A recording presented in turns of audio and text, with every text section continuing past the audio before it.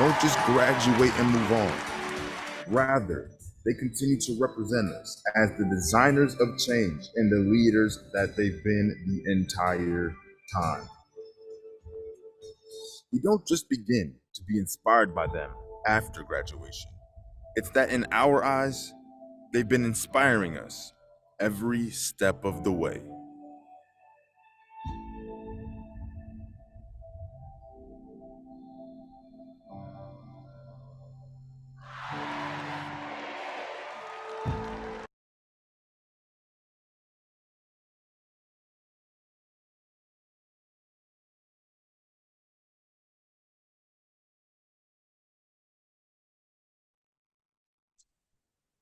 Good afternoon and welcome. My name is Vanessa Zambrano, and I will be your moderator for today's discussion with Montgomery College President, Dr. Jermaine F. Williams. Today's topic is completion, economic, social, and community impact. However, if you have questions about any other topic, that's completely fine. The meeting will go on until 3 p.m. or until we run out of questions. If you would like to ask a question, please use the raise hand feature on Zoom, and I will call on you when it's your turn. It's preferable that you have your video on. It is not required, but it does help with the conversation. If you're feeling a little bit shy, you can also put it in the chat. And the way you do it is you go down to the chat, click on the arrow, scroll down to submit question, and you can type it there. We will receive it and I will read it for you. Regardless of how you ask, please introduce yourself, tell us where you work at the college, or if you're a student. Also be patient until we get to you. And remember that there are both ways. It's all good. I will try to get to all the questions. If there are any duplicates, we might skip over it for the sake of time. With all of that said, I will turn it over to Dr. Williams for some opening remarks. Wonderful, wonderful. Thank you so much, Mrs. Zambrano, and welcome to everyone. It's so glad, so good to be here, and I'm so happy that everyone is here. Thank you for joining our second town hall of the year. It's been a fantastic year so far. Again, it's great to see everyone. I hope you are all still refreshed from the holiday break. It has been, again, a busy fall so far, and we are, believe it or not, I'm sure everyone can believe it, we're almost a week out from final exams, which can be an intense time, not just for students, also for faculty, staff, for the loved ones who support our students and who support our faculty and staff. So I'm encouraging you to power on, to continue to set your sights high, stay connected to others.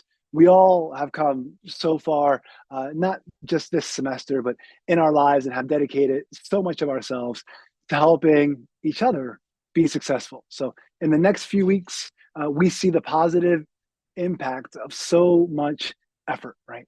To our students, we are here to help. We're here to help you achieve your goals. You are our purpose. To our faculty and staff, thank you. Thank you for your tireless efforts to help our students and each other just be the best that we can be, right? One of the major projects from this fall has been the search for our new Senior Vice President for Academic Affairs and College Provost. And as I'm sure you heard, Dr. Deidre Price has been selected. I hope you had a chance to meet her at one of the candidate forums. She will be joining the college on January 2nd, 2024. That is right around the corner. I know that Dr. Price will make extraordinary contributions to the college's mission. One element of the strategic plan supporting that mission is, of course, completion.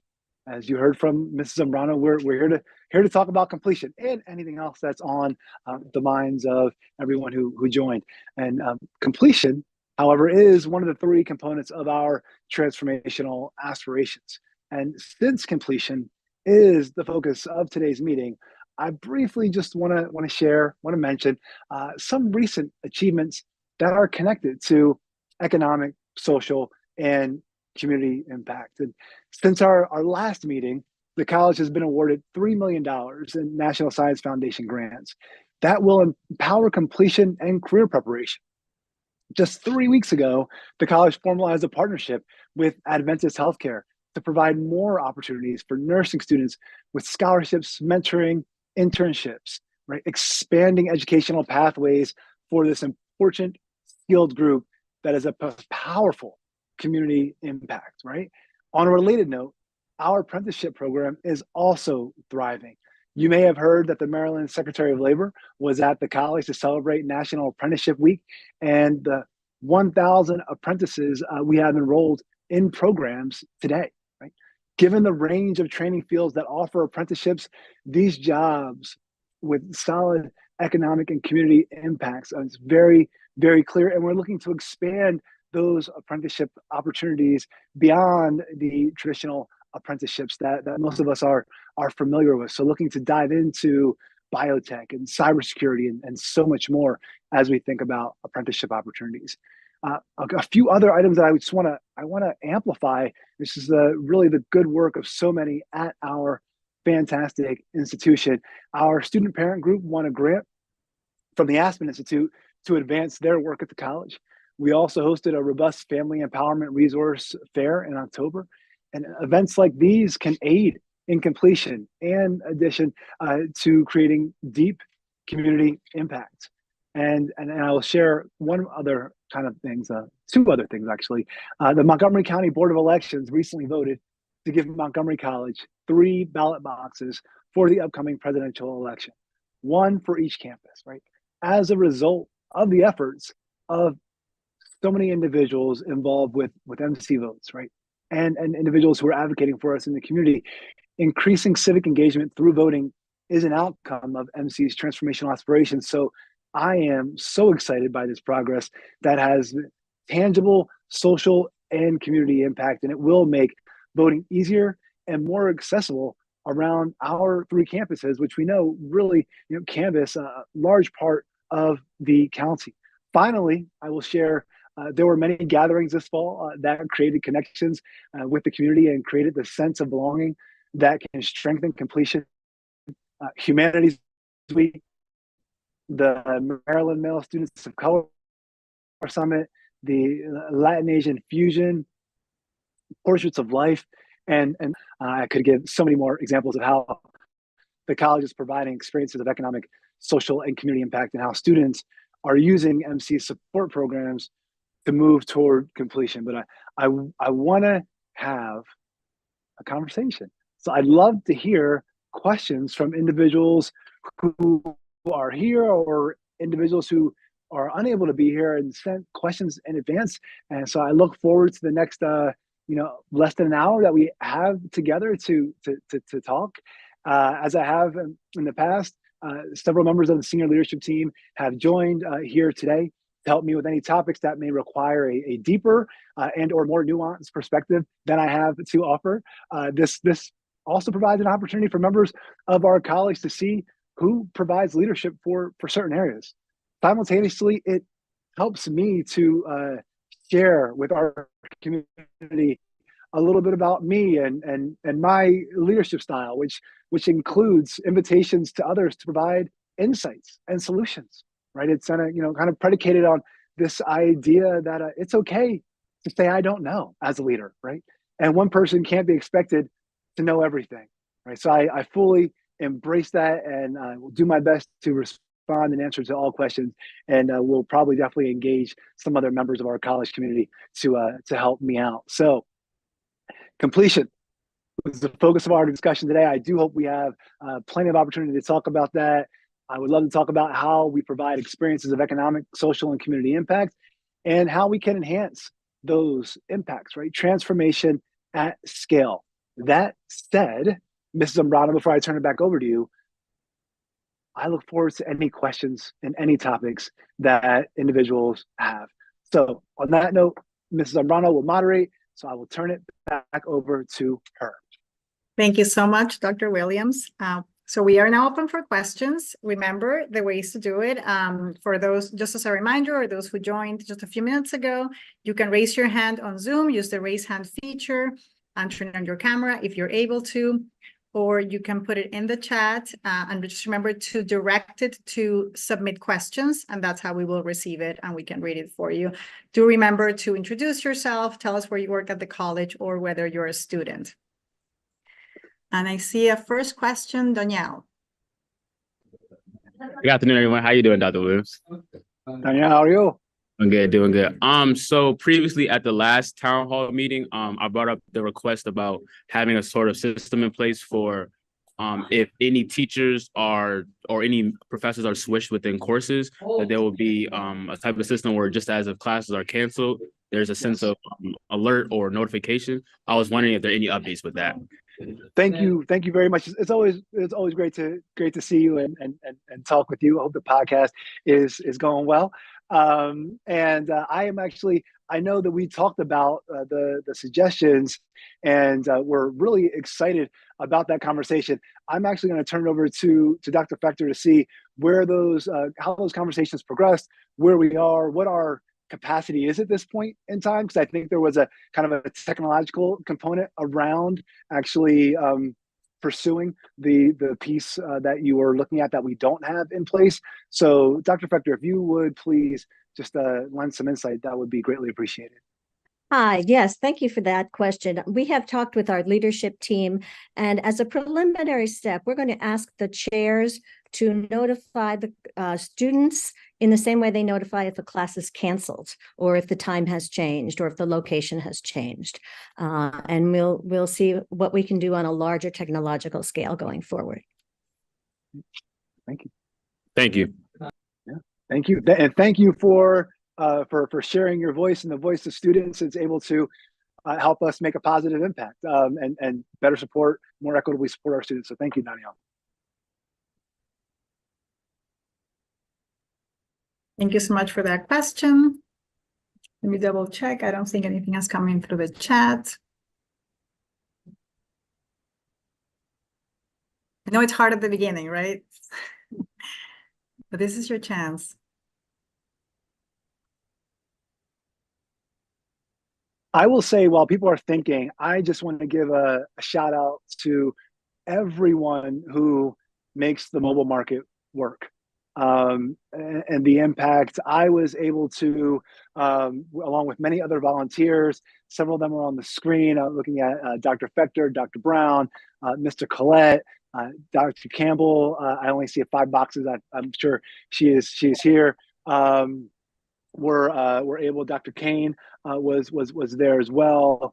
We all committed as a team to volunteer for mobile markets, and I would say, you know, the majority of us were able to show up yesterday, and it was just a powerful experience. I was able to volunteer last year at Rockville, and I'm just deeply appreciative of everyone who helps to make that work. We, you know, more than 7,000 pounds of food in about 2 hours. Several hundred students, faculty, staff, and community members were provided with access to high quality food. So thank you. And I talked long enough that we have a question. I do see a question, at least in my role, so I'll stop.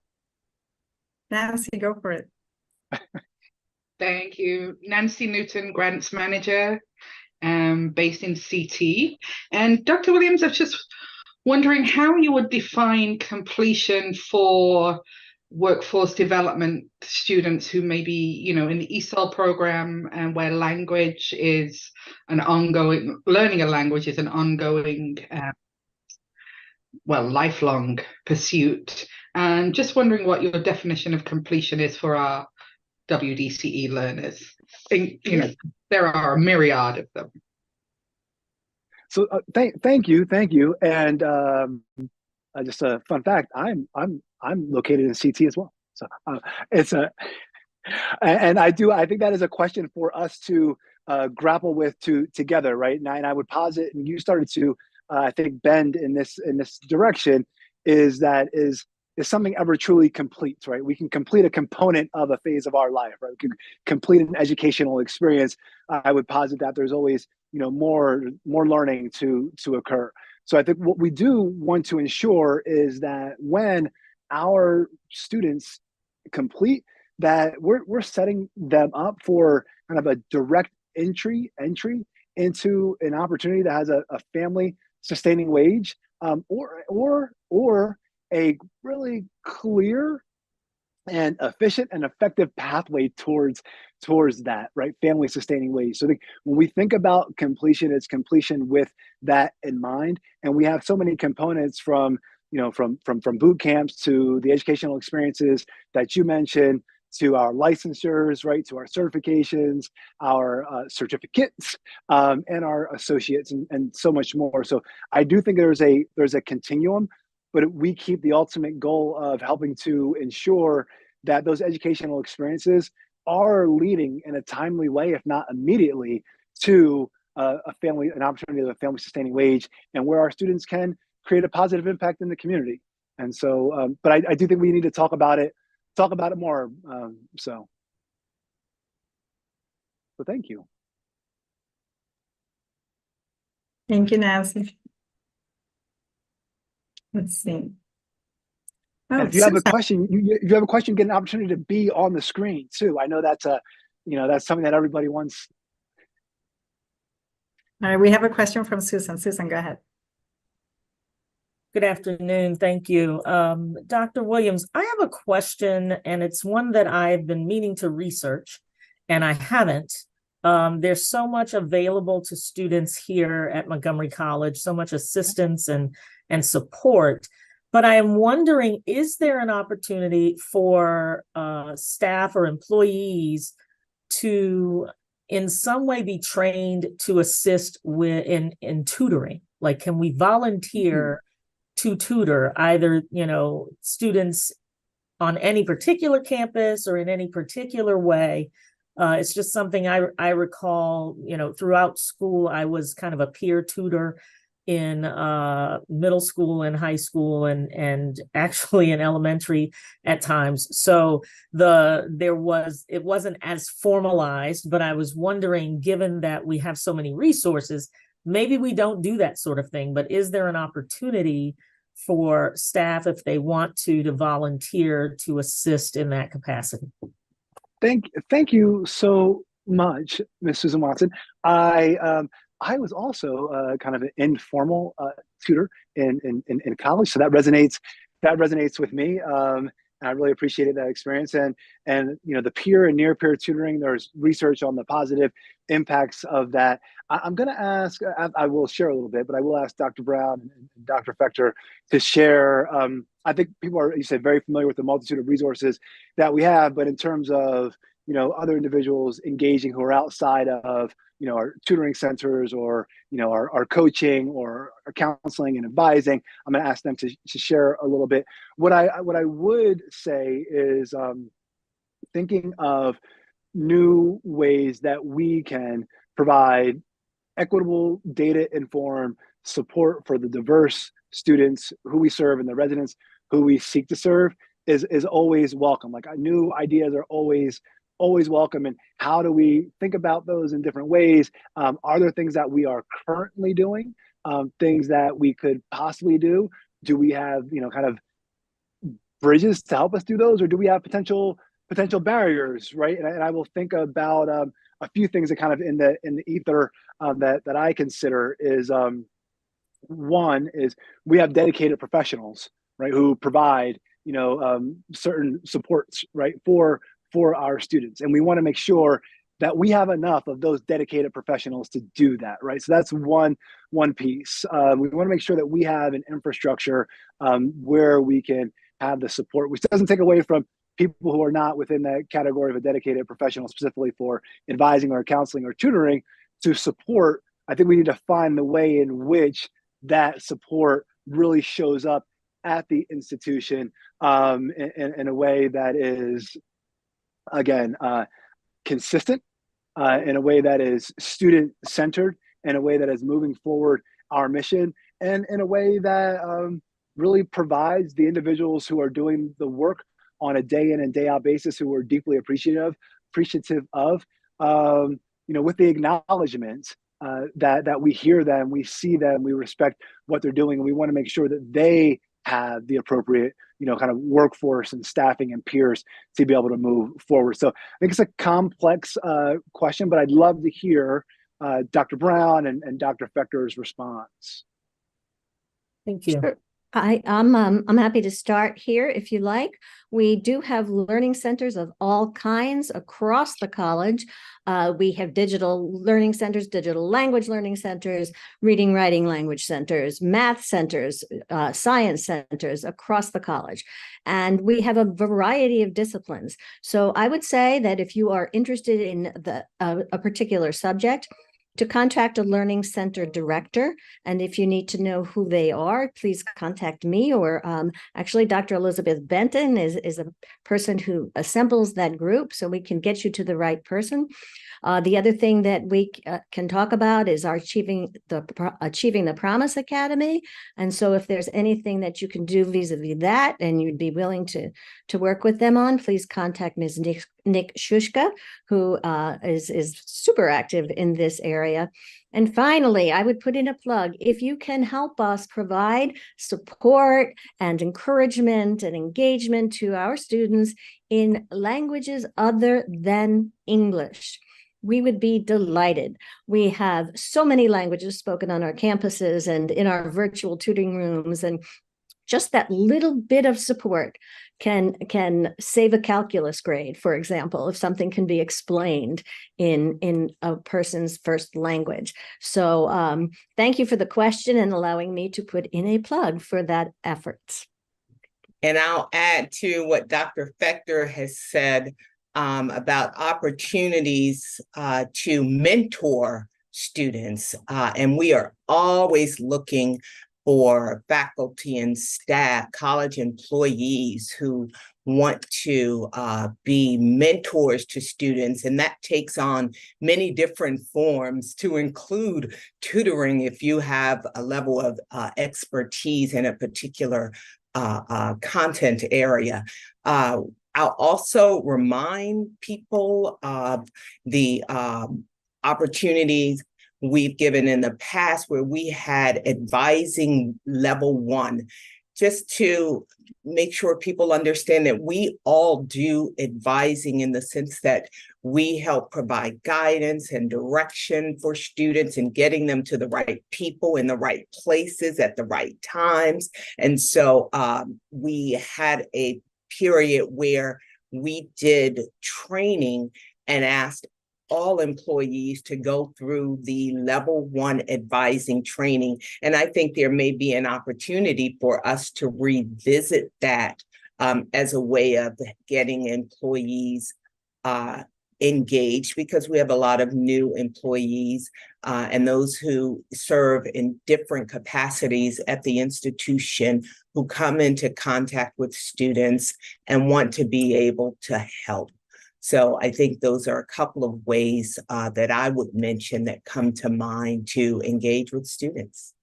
Thank you so much. And I neglected to identify myself when I first spoke. I'm Susan Watson. I'm the Chief Compliance Risk and Ethics Officer. And today is my 6-month anniversary. So thank you for Happy anniversary. Thank you. And thank you for your answers. I think those are really great ways to engage with students, because that, for me, I like the little congratulatory emoji, Dr. Williams.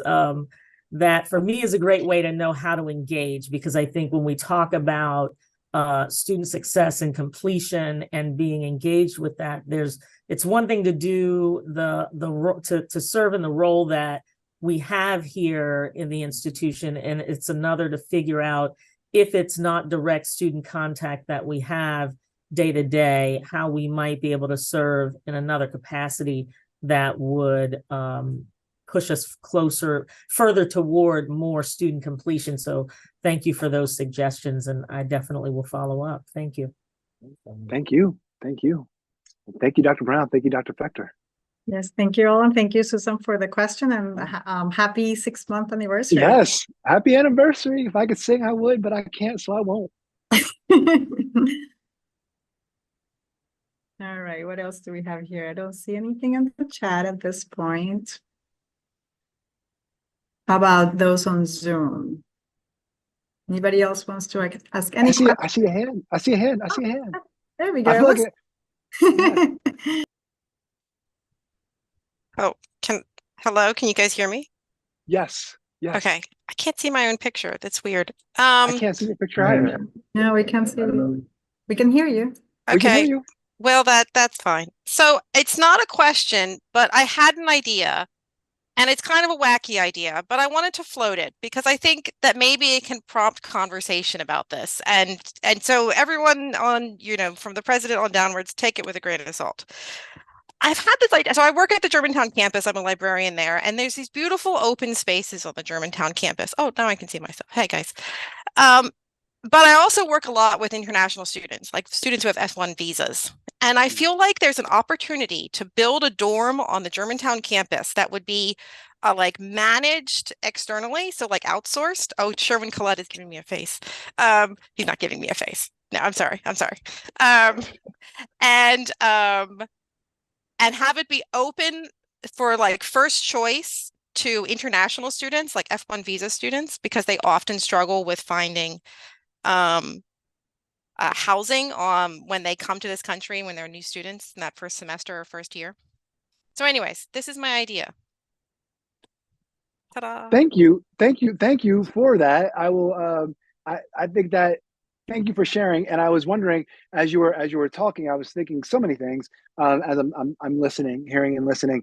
And I'm wondering, did you participate in the facilities master plan conversations? Because I the did, idea but I did not well, remember to include it in my comments. Really? Well, No. then one of your colleagues or someone else must have remembered or must have been amplified from previous conversations because looking at housing for our students is and housing, quite frankly, as a being an anchor institution, a bold idea of how housing at Montgomery College could actually impact the community, right? So is it students, is it students, faculty, staff, is it community members? Because once if we have housing for parenting students, where now that's community members, right? If they're with their children, right? So really thinking about how we can move forward in bold ways that you mentioned. So I love the idea of housing is in the facilities master plan. This is a sorry, I'm talking as if everyone knows about the facilities master plan, and I hope everyone does. So this is a plan that every 10 years the college needs to submit to the state, and we are in the final stages of it. I really hope everyone engaged in it. You said that you just did, or that you did, and you just said you did.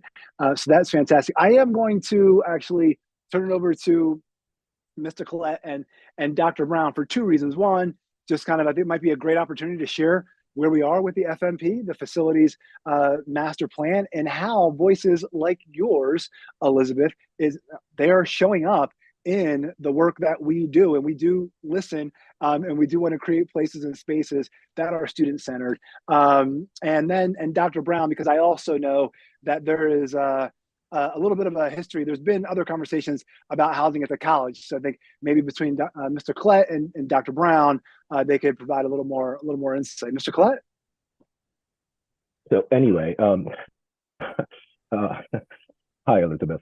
So I know everyone signs in, makes an appointment viewing, but had you tuned into the Board of Trustees meeting earlier this month on the 16th, 2 Mondays ago or so, we had our engagement session with the Board of Trustees. We updated where we are in the process, and that is having spent since the spring through now, gathering feedback,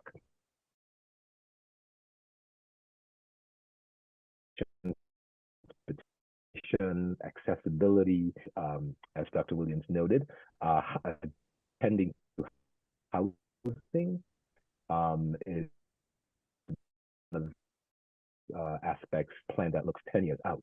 And so it's an opportunity for us to think about the places and spaces and how they connect with our strategic plan and priorities. And so I thank you and your colleagues for having provided really meaningful input. The plan will then come to the Board of Trustees for action at its January meeting. So stay tuned. We also have a website that chronicles each of the engagement opportunities that we had with the community, external, internal, and you can get up to date on presentations that we shared along the way too. And it's never too late to keep those good ideas coming. So thank you. Definitely. And what I will add is in the past, we've surveyed students to get a sense of for their interests, and there was a great deal of interest from students, and especially, as you noted, the international student population, student athletes, and students who live in other counties. But we also heard from students who are in county who said, hey, don't forget about us. So we've definitely collected information. We visited some other institutions that have housing, both four-year and community colleges. And so we've certainly had an interest in looking at the feasibility for housing. And as Mr. Collette mentioned, we have, through our facilities master plan, made plans to consider housing not only at the Germantown campus, but across Montgomery College on the other campuses as well. Thank you, Dr. Brown. Thank you, Mr. Collette, and thank you, Elizabeth, for sharing your voice and being active agent in this conversation and at the college. Thank you. All right, thank you so much, Elizabeth. And I see another question from Nancy. Nancy, go ahead. Sorry, Elizabeth has just sparked something in my brain, as she often does. Housing could also help with completion, which would go a long way to what we're trying to do at MC.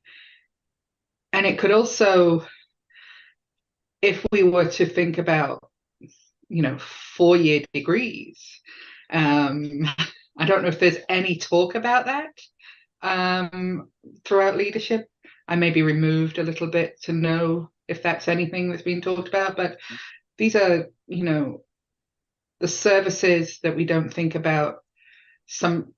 We don't always think about to help our learners complete their education. So yeah, I would be interested if you have any thoughts about 4-year degrees here at the campus, the college, sorry. Yes, I do. And I know this conversation started before my arrival and has been a statewide conversation that community colleges kind of writ large have wanted to push forward. And it definitely is, it continues to be on our agenda, right? At the state level, and at and for Montgomery College also. It is about timing. It is about a case statement. It's identifying so many partners in terms of how this would work. It's of course a huge paradigm shift. It would be in our state, but there are many who are very, very excited throughout the state, Nancy, and at Montgomery College, myself included, about not only having this conversation, but actively working towards a change, because it would require a change as it is now. And we have obviously academic program approval that I'm sure many, if not everyone, is maybe not aware of the details, but you're aware that we have it. And if people have been reading what's in the news as it relates to some academic programs in Maryland, you will know there's a lot of talk around what is being labeled as duplication. So I don't want to get too weedy, but there's a lot of conversation to be had, and I will end. And we are proponents at Montgomery College. What I will add is timing will be key. There's a lot of conversation that needs to occur around data, because it is a shift in terms of how we look at serving our residents, not just in Montgomery County, but across the state. And changes sometimes scary, right? What I would offer my closing comments on the 4-year components, if people have conversations about that and individuals engage you, I would ask you to consider kind of the position of, not that you have to take this position, but right now, what we would be talking about, critical workforce needs, right? Not Montgomery College pursuing bachelor's in sociology. And I can say that because I have a bachelor's in sociology, right? But that's not a critical workforce need, right? But we need educators, right? We have 30,000 IT jobs that are open, right? We have nursing and other healthcare professions, right? Cyber tech, which I will put, not in the IT category, but still jobs that are there, right? So even if we filled every single classroom or program that has these programs within the state, we still wouldn't meet the need. So for us, the position is not about splitting 10 students, let's just say, to use a round number. We need more students, and if we can provide more opportunities, then everyone will benefit, including the residents who we serve. And there is I think, and understandably so, this idea that if other entities are able to offer educational opportunities that are similar to other institutions in the state, it might mean fewer students for those current institutions, right? That's a really big philosophical kind of position that we have to grapple with, and we have to get past, because if we open more doors, from our perspective, more people can come through, right? If we have we have 10 pieces of cake and 20 people want cake, there's nothing wrong about getting 10 more pieces of cake. We can call it duplication. That's some great duplication, right? 20 people are happy, as opposed to 10 being upset. So I don't know. I journeyed into cake. It all ends in cake. Cake's great. So hopefully, though, that I hope that made sense. I'm passionate about it, so I try to share different scenarios to help drive the point home. I thank you for the question, Nancy. Thank you very much. And I see I'm gonna turn it over to our moderator. I was gonna call on someone, but that's not what I'm here to do. Yes, that's right. Marcus is up next. Hi, good afternoon, everybody. Marcus Pinor, Interim College-wide Dean of Student Access and Germantown Student Affairs. And we could spend some time talking about housing on the Germantown campus another time, Elizabeth. I guess when I think about completion, and Dr. Williams, you may know this based on emails you've seen from me, I think about policies that either help facilitate completion or those that can kind of limit it. And there has been a proposal years ago of a policy to implement a type of what I'll call academic restoration, academic forgiveness, renewal, where students who were at the institution for a certain amount of time and didn't do well can have grades removed from the GPA. And so it didn't get traction those years ago, but just thinking about completion and students who come through our doors, as you mentioned, and leave without a credential, because we could talk about what completion means in a variety of different ways, but I think credential is what we're looking for, generally speaking. But think about students who left for whatever reason at the time and can't come back because they have grades that are weighing them down. So just wondering your thoughts, if you have experience with those types of policies and what the temperature would be for bringing something like that forward. And I'm thinking about our mission and social justice, like trying to engage students who would benefit from a credential, but because of previous academic history, don't have the opportunity to do that. So just curious your thinking around it. I appreciate that, and as you know, I hope you know, I think you know, but I'll say here so everyone else knows, I appreciate you. So I will say, thank you. I will have absolutely. I will have. I do have experience with policies of that nature at other institutions, and what I will say, without delving into that and comparing, is I think we can always think differently about what we're doing, right? And I would kind of put it in the category of, as we think about our students, I'm sure some of our students are here with us today. You can get 100 on an exam and still have learned something, right? It doesn't mean your learning has stopped because you got 100, right? And I could do totally horrible on an exam and also need be able to learn, right? But the point is, we can revisit things going back, and things in this conversation would be a policy, right? So because it was visited, it could be anything in this particular conversation's policy a few years ago, I would encourage us going through our process that we have. We think it's a good idea, how do we get that back on the agenda? How do we get that conversation started? Because there are institutions that are doing this, whether it's a few years.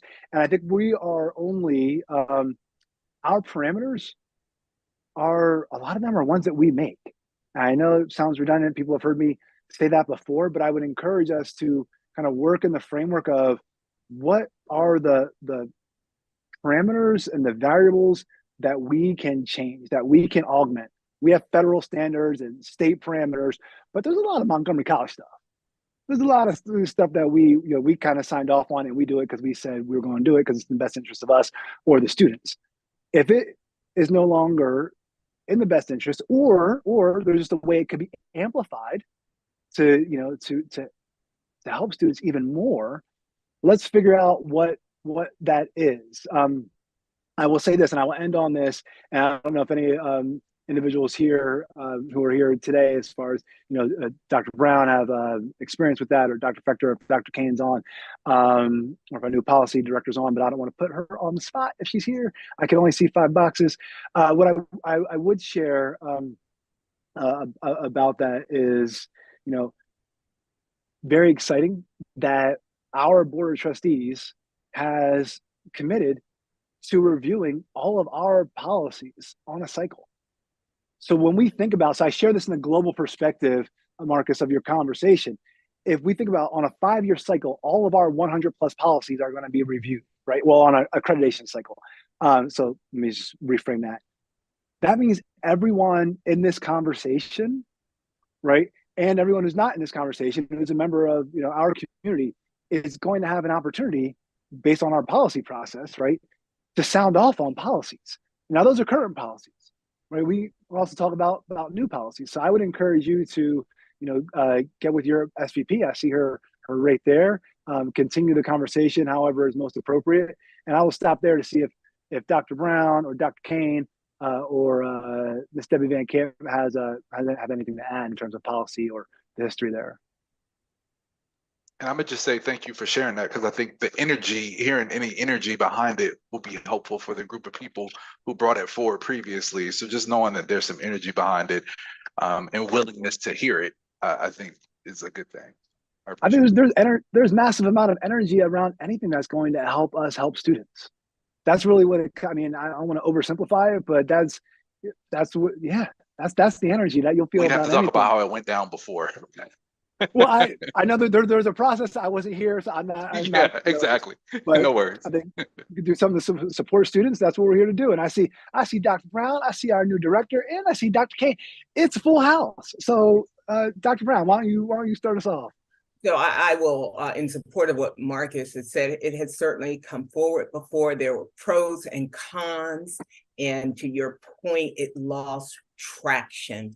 I think timing is everything, and I appreciate how we are reconsidering some things that perhaps did not move forward previously, and having an opportunity in support of students and in support of our strategic plan. I think the timing to revisit this issue and others is especially good.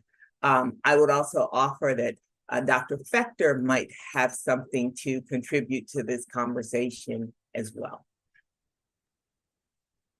Well, thank you, Dr. Brown. I'll just jump in with a quick thought here. First of all, thank you, Dr. Williams, for mentioning Dr. Van Camp as our new Director of Planning and Policy. We're so grateful to have her here. And while she's only been here for 2 weeks and 3-4 days, I think, she dove in head first, and she has already been making a difference and has a long to-do list in the policy arena. So the thing I'll just mention here is, Marcus, my friend, thank you for the suggestion and bringing this topic up again.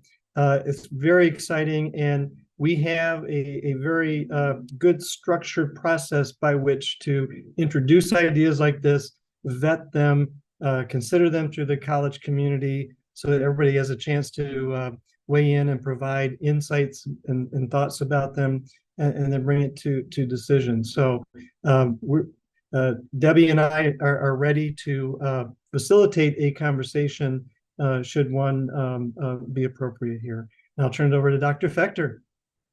Thank you, Dr. Kane.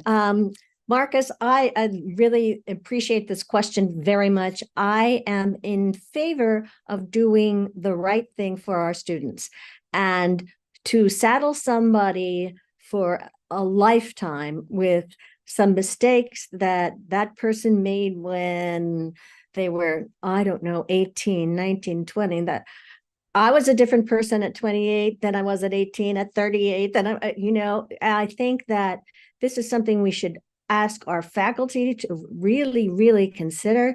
We have good representation from both our counselors and our instructional faculty on the Academic Regulations Committee. And that would be a perfect place to start. That they are thoughtful, they are thorough, and they report through faculty council. I support giving people the opportunities that they need, and understanding that we change as individuals over time and we learn. And I would hate to see somebody not continue their education because of a couple of bad mistakes early on. Right. Thank you. Thank you. Dr. Van Camp, welcome. And do you have anything to share in regards to this? Thank you, Dr. Williams, and thank you everybody for the welcome, both here and in my days here so far. I am indeed on, I believe, day 10. So, I'll withhold big substantive comments. I will say that I do think timing is everything. And so, you being relatively new, me being relatively new, I think there's something to be said for fresh eyes on policies and procedures. I strongly support anything that encourages student success. And in lots of ways, this is about removing small barriers. Much of my work at my previous institution worked on exactly those kinds of academic policies and taking hard looks at the kinds of policies that we think we have to have, and in fact we don't, that we can maintain our academic integrity, but remove the kinds of barriers that you're talking about. And so I fully support any strategies that will help us do that. So I'm looking forward to working with everybody. Thank you. Thank you. Thank you, Dr. Van Camp. And thank you, Marcus, for spawning such a great conversation. Thank you. Appreciate it. Thank you all so much. We have about 15 more minutes or so. We do have some questions that have come in through the chat, which I will read to you. So first is Charmaine Weston sends this question. As the semester and the calendar year come to an end, reflection is often inevitable. Would you and the other college leaders share what you're reflecting on? Also, what you hope faculty and staff will reflect on? Wow. And as you share the name again, please? Charmaine Weston. Charmaine Weston. We know Charmaine is a... Okay. All right. Well, Charmaine, we do not have any more information. Employee. Okay. All right. Employee. Okay. Well, I appreciate the question. And I am, maybe it's the time of year. I'm reflecting on the deep appreciation that I have for being part of our college community. That is truly in the last, in a few months, it'll be 2 years. And what I've seen, what I've experienced has just been in so many ways hard to capture with words, which is probably why you hear me talking a little slower than usual. It's been absolutely fantastic. The student-centered nature with which our community does its work, so to speak, and I'll put quotes around that because I don't think it's work for us. I will say accomplishes and drives towards our passion is just exceptional. It just lifts me up on a minute-to-minute, day-by-day, week-by-week basis. So I reflect often on an appreciation that I have for being part of our college community. And I will say before team members join in, I reflect often on how we make transformation at scale. I reflect often on the transformational aspirations that are a reflection of what so many in our community shared with me I share this frequently because it's important. Those transformational aspirations around access and completion and post-completion success, they are me analyzing and synthesizing and putting back what I heard from our community members. So I deeply reflect on, in 10 years, where will we be towards those, right? And how do we create the conditions, for success to help us accomplish those metrics around those transformational aspirations, like ensuring by the time every student is in 7th grade that they and their family have an educationally purposeful experience with Montgomery College, right? By ensuring in terms of completion that, all of our educational experiences have economic, social, and community impact, right? That we have a 50% graduation rate for our first time ever in college students, regardless of full-time, part-time, or any demographic, right? I reflect on how we're going to get there. And I spend so much of my time and energy working with others to think long-term about how we jointly, in partnership, create an infrastructure to help us achieve those aspirations. And I would turn it over. And I know the other part of your question was, what should faculty and staff be reflecting on? I hope you reflect on what makes you happy. I don't really have an answer for you in terms of what you should be reflecting on. I hope you reflect on you being part of this awesome college community. I hope that you all see yourselves as part of this college community and know that you are seen and know that you are part of not only the student's educational journey, but the journeys for all the journey of all the faculty and the staff, that you matter, that we care, and that you, again, are helping us move forward. So I see Dr. Fector first in my boxes. So Dr. Fector, Dr. Brown, Mr. Collette, whoever else would like to share, please. I would just a quick thing before the SVPs weigh in, just to keep it brief because we have a couple more questions to get to. Thank you. Sorry, that's my fault.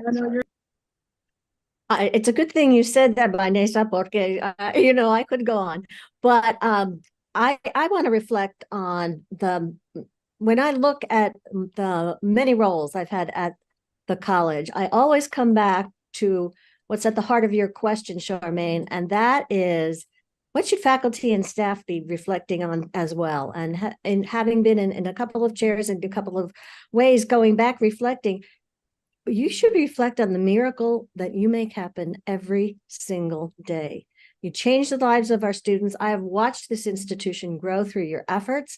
I have seen us get to the point of transformational aspirations that are bold but attainable. And I have seen it happen because of you. So please reflect on the good work you've done, because I certainly do, and I'm super grateful for it.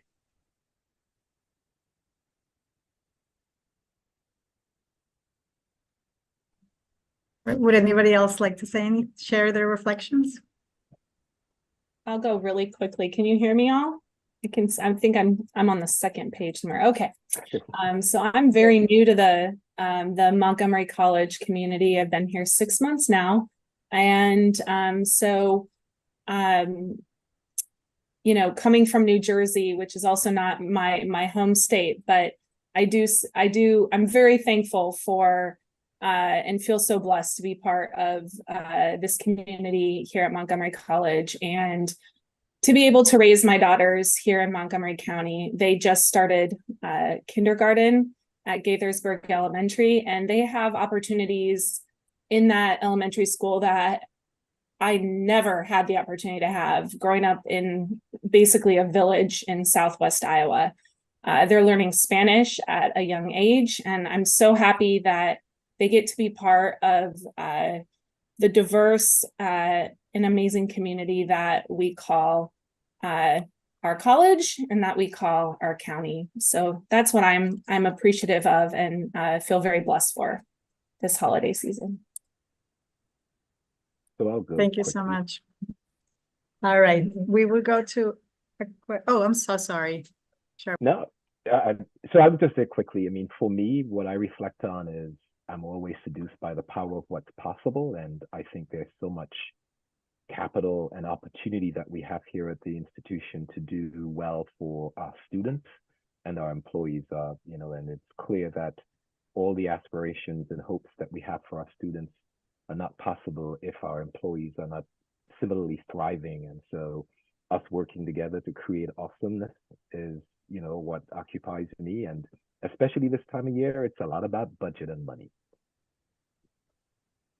And I will add, as I reflect on my time here at Montgomery College, and I see my role as that of someone who supports students and the faculty, staff, and administrators who support our wonderful students.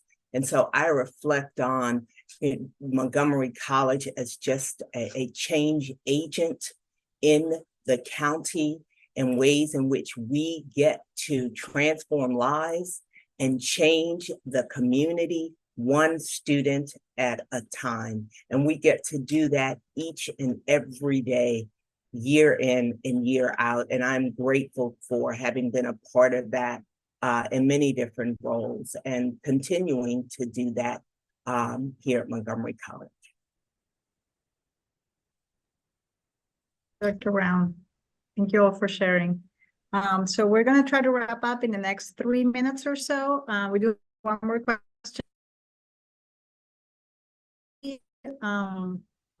From Nick Sushka, Director of Academic Coach for College Success.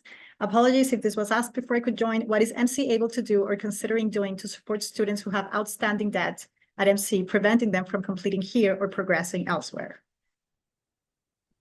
Thank you. Thank you, Nick. Always good to. I'm not seeing you, but it is always good to see you when I do see you.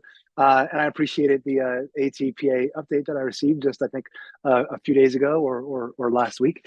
Great to see what's happening. In terms of student debt, and I know I will ask Mr. Collette and maybe and Dr. Brown and even Dr. Campbell. I know we don't have a few minutes, but I think of the multitude of ways in which we support students, financially through scholarships and jobs. So I know that there was a lot of support through her funds, and so that may be kind of on the background of that question is what is the college going to continue to do? And the short answer is, there are opportunities that we are looking at in terms of debt, how we help students lower and or erase their debt. So I will say stay tuned. But it definitely is something that we look at in terms of removing barriers. And I don't know, Dr. Brown, Mr. Collette, or Dr. Campbell, if you want to share anything about how we financially support students. I can share. Oh, go ahead. Go ahead, Monica.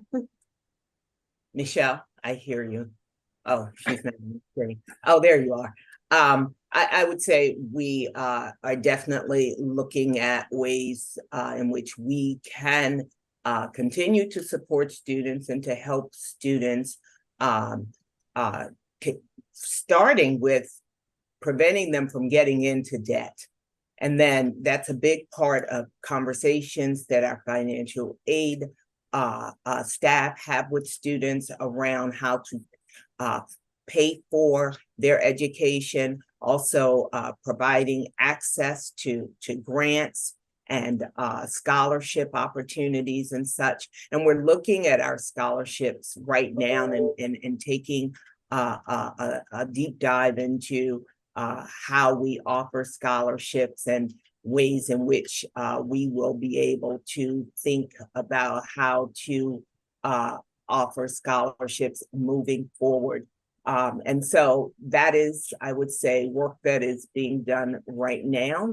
But we're always thinking about how we support students financially, working collaboratively with Michelle's area, working with Sherwin's area, and Melissa Gregory. I just want to highlight the work that she does and always looking at scholarship opportunities and how we can apply the scholarships to students in ways that help them reduce their debt or, when possible, eliminate the debt.